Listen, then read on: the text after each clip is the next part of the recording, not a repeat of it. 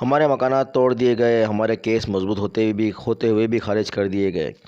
غلطی کس کی تھی، سزا کس کو ملی؟ گجر نالہ متاثرین کی ایک درد بھری داستان۔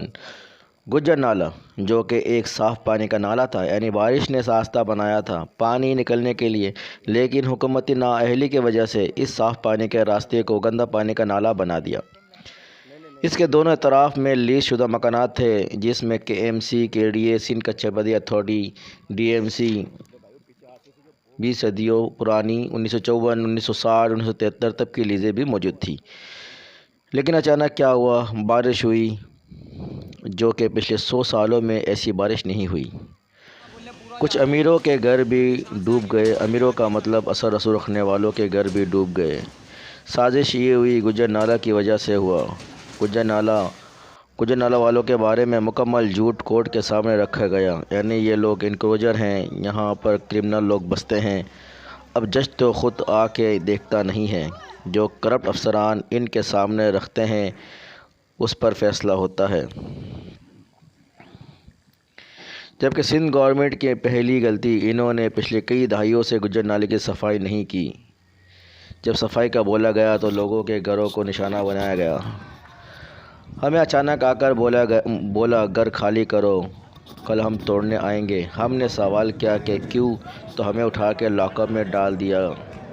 ہم نے اپنی ڈاکومنٹس کی بنیاد پر کورٹ کا دروازہ کھٹکھٹایا، ڈاکومنٹس کی ویریفیکیشن ہوئی اور ہمارا کیس مضبوط ہو گیا۔ ہم خوش ہو گئے، اسٹے پر ہمارا گھر بچ گیا۔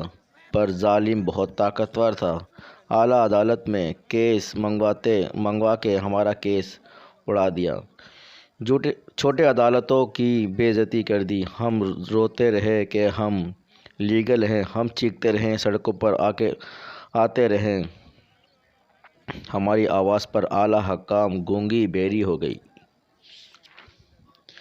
اندھے ہو گئے۔ میڈیا کو چپ کروا دیا کہ اگر کوئی گجر نالے میں کوئی صدمے سے مرے تو اس کو کوریج نہ کرے۔ ماں بہن بیوی بچوں کو زبردستی گھر سے باہر نکال کر گھر کو مسمار کیا گیا۔ اس کو میڈیا نے نہیں دکھایا کیونکہ ان کو منع تھا۔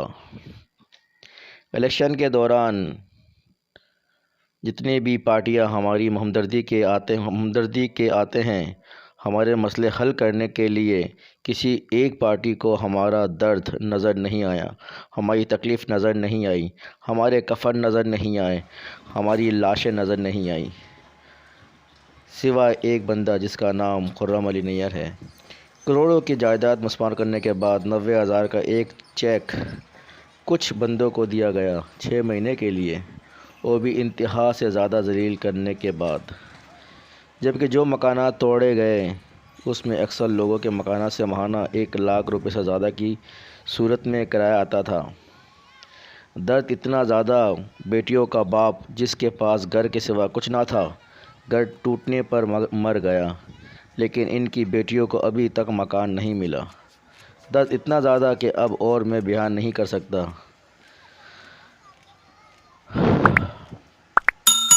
صدمے سے سینے میں بہت درد ہو رہا ہے کیونکہ ایک مظلوم میں بھی ہوں۔